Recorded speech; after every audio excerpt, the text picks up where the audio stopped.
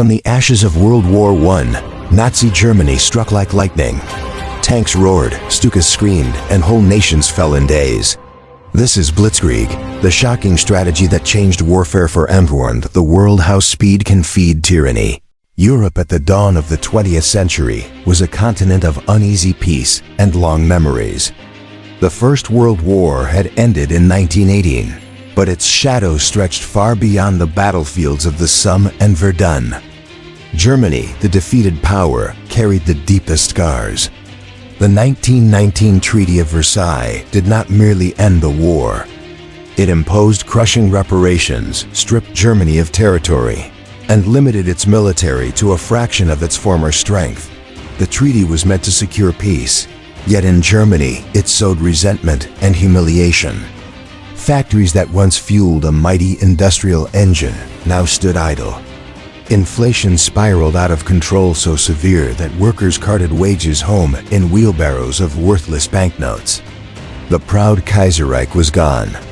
In its place, the fragile Weimar Republic struggled to hold together a restless society. Throughout the 1920s and early 1930s, paramilitary groups clashed in the streets. Veterans nursed wounds both physical and psychological. Into this volatile mix stepped an Austrian-born agitator with a talent for oratory, Adolf Hitler. He railed against the November criminals who had signed Versailles and promised to restore Germany's greatness. By January 1933, he had maneuvered his way to the chancellorship, and within months he transformed Germany into a one-party dictatorship. Hitler's ambitions were clear: tear up Versailles, rearm the nation, and expand eastward for living space. He ignored the treaty's military limits, secretly rebuilding the army and openly reoccupying the Rhineland in 1936. Europe's democracies, weary of war and mired in the Great Depression, offered only protests and half-hearted sanctions, encouraged. Hitler absorbed Austria in 1938 and dismembered Czechoslovakia in 1939. Each time meeting little more than diplomatic scolding. These easy victories fed a dangerous confidence. The next target was Poland, but Hitler did not intend to slow, grinding conflict like 1914 to 1918. Instead, he demanded a new kind of war, one that would strike with such speed and ferocity that the enemy would collapse before meaningful resistance could form. The Germans called it Blitzkrieg, literally lightning war. Blitzkrieg was more than a catchy term. It was a radical synthesis of technology, training, and audacity. Traditional military thinking still revolved around entrenched fronts and ponderous advances. Blitzkrieg shattered those assumptions. Its key elements formed a tightly coordinated sequence: aerial devastation. The Luftwaffe, Germany's modern air force, would strike first, bombing rail hubs, bridges, and communication centers to paralyze command and sow terror among civilians. Armored spearheads, columns of panzer divisions, heavily armed and highly mobile, would punch through weak spots rather than attack entire fronts, racing deep into enemy territory to encircle and confuse. Motorized infantry, mechanized troops followed swiftly, consolidating gains, capturing prisoners, and sealing pockets of resistance. This choreography depended on relentless movement and constant radio communication so that tanks, planes, and infantry could react as one. The intellectual engine of Blitzkrieg was General Heinz Guderian, a visionary who argued that tanks should not merely support infantry, but act as the decisive weapon of war. His mantra, "Nicht kleckern, klotzen," don't fiddle, smash, captured the doctrine's spirit. Speed was life. Hesitation invited disaster. By the late 1930s, German industry provided the machines: Panzer III and IV tanks, Ru-87 Stuka dive bombers with screaming sirens to terrify those below, and a network of radio operators who kept the lightning strike coherent even as it unfolded at breathtaking pace. Poland, September 1939, dawn. On September 1, 1939, broke with a shriek over the Polish city of Wilu. Stuka bombers plunged from the sky, their sirens wailing like banshees. dropping bombs on rail yards and power stations. Within hours, German armored columns surged across the border from the west and north, their engines roaring, their tracks churning up dust. The Polish army fought bravely, but it faced a foe of unprecedented speed.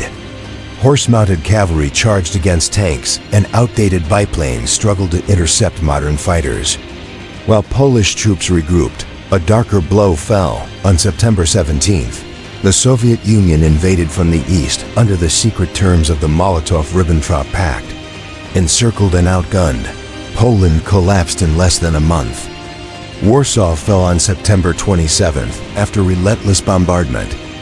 Britain and France honored their treaties by declaring war on Germany, but their response was largely symbolic. Through the autumn and winter of 1930–940, a strange quiet settled on the Western Front, soon nicknamed the Phony War, the Western Offensive. May–June 1940, Hitler's gaze now turned westward. The French army was regarded as one of the world's strongest, anchored by the supposedly impregnable Maginot Line, a chain of massive concrete fortresses along the German border. Most Allied planners believed that, as in the First World War, the Germans would attack through Belgium's open plains, but Hitler approved a daring alternative devised by General Erich von Manstein. Rather than frontal assault, the plan called for the main panzer thrust through the dense Ardennes forest, a region Allied commanders deemed impassable to tanks. On May 10, 1940, the operation began. While diversionary attacks swept into the Low Countries, 7 panzer divisions threaded through the Ardennes on narrow forest roads, emerging unexpectedly on the Meuse River near Sedan.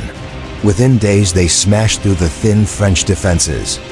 Luftwaffe bombers pounded bridges and supply lines, isolating Allied armies rushing north to meet the feint. German armor then swung west to the Channel, slicing the Allied forces in two. The British Expeditionary Force and large portions of the French army were trapped around the port of Dunkirk. Only a desperate improvised evacuation operation Dynamo saved them, as a motley fleet of naval vessels and civilian boats ferried more than 300,000 soldiers across the Channel under constant air attack. Even this heroic escape could not save France. German troops entered Paris on June 14th. 8 days later, on June 22nd, the French government signed an armistice in the same railway carriage where Germany had been humiliated in 1918. The symbolism was deliberate and cruel that in barely 6 weeks, a nation long considered Europe's foremost military power had collapsed. The world watched, stunned, as Blitzkrieg reached its dazzling and terrifying zenith. That the Blitzkrieg campaigns were not the work of machines alone. Behind every armored column and screaming dive bomber stood individuals whose decisions and ambitions shaped the course of Europe. Adolf Hitler. At the center was Hitler himself, the self-styled Führer who gambled everything on speed and shock. The swift victories in Poland and France seemed to confirm his belief that destiny favored him. He basked in adulation, standing triumphant before the Eiffel Tower in June 1940, convinced that history bent to his will. Yet these triumphs also fed a dangerous illusion of invincibility. The very confidence that propelled the lightning campaigns would later tempt him into overreach, particularly in the invasion of the Soviet Union.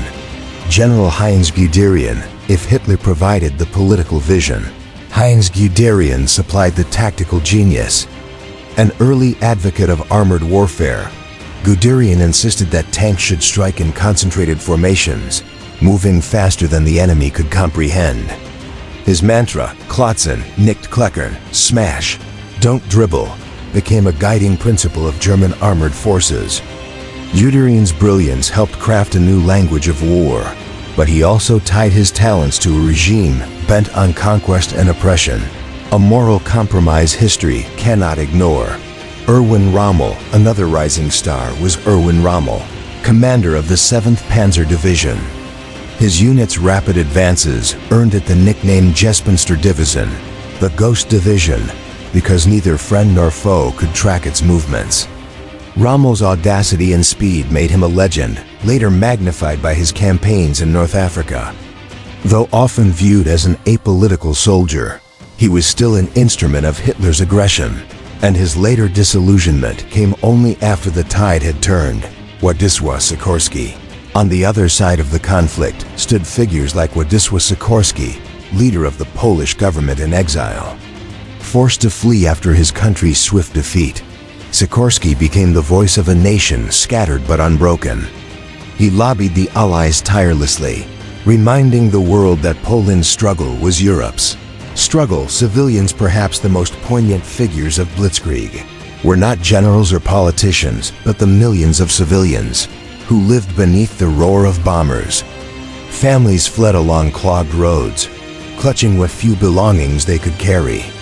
In Warsaw, mothers tried to soothe children as sirens wailed. In France, villagers watched columns of German armor rumble past their homes, the future uncertain and frightening. They bore the true cost of lightning war. A military revolution. Blitzkrieg transformed the art of war. Where the First World War had been defined by stalemate and attrition, the lightning campaigns proved that speed, coordination, and mechanization could achieve decisive victory in days rather than years. Armies around the world studied these operations. The idea of combining air power, armor, and mobile infantry became a cornerstone of modern military doctrine. Political shockwaves. The political consequences were immediate and profound. Britain suddenly stood alone in Western Europe, facing a triumphant Germany across the Channel. The quick collapse of France discredited appeasement policies and forced a global reckoning with authoritarian aggression. Hitler's early successes emboldened fascist movements and inspired Japan to expand in Asia, believing that the democracies were too slow to resist. Human tragedy, yet the military brilliance masked immense suffering. The same speed that thrilled strategists brought terror to civilians. Bombings leveled cities, while occupation regimes imposed harsh control, deportations, and the first stages of the Holocaust. The swiftness of conquest left little time for evacuation or diplomacy. Entire populations awoke to find their nations erased overnight. Limits exposed. Blitzkrieg, though dazzling, was not magic. It relied on short campaigns, favorable terrain, and the element of surprise. When Germany turned against the Soviet Union in June 1941, these conditions vanished. The vast distances of the Eastern Front, brutal winters, and the Red Army's ability to absorb losses gradually blunted the lightning strike. As the war dragged on, supply lines stretched thin, and Germany found itself in the kind of protracted struggle Blitzkrieg was meant to avoid. The story of Blitzkrieg is a paradox, a triumph of innovation harnessed to a cause of destruction. Technically, it demonstrated how modern technology, tanks, aircraft, radios could be combined to shatter old doctrines. Strategically, it showed that speed and surprise can overwhelm even well-armed adversaries. But moral clarity demands a harder truth. These campaigns served a regime that sought domination and practiced mass murder. The dazzling efficiency of Blitzkrieg cannot be separated from the atrocities that followed German occupation executions, repression, and the systematic persecution of millions. From a modern vantage point, Blitzkrieg offers stark lessons. Innovation without ethics is dangerous. Military brilliance becomes a weapon of oppression when detached from moral restraint. Early success can breed fatal hubris. Hitler's rapid victories convinced him he could defy geography and history, leading to the catastrophic invasion of the Soviet Union. Appeasement invites aggression. The reluctance of Britain and France to confront Nazi expansion before 1939 gave Hitler the confidence to strike. As an observer today, I cannot help but feel both awe and revulsion.